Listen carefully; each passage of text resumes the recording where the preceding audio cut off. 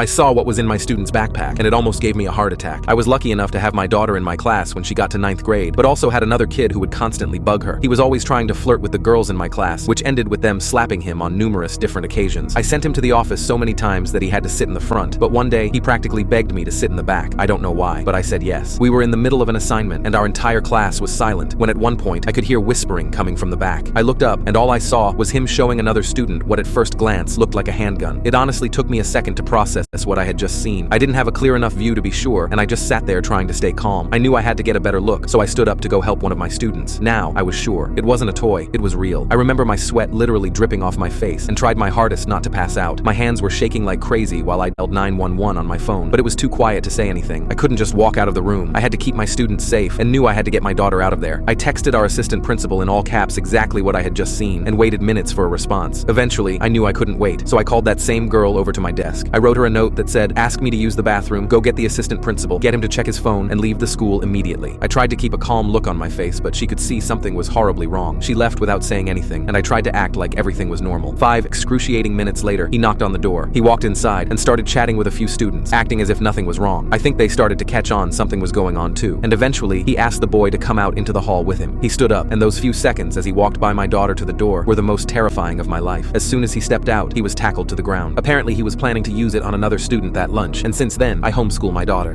They started to catch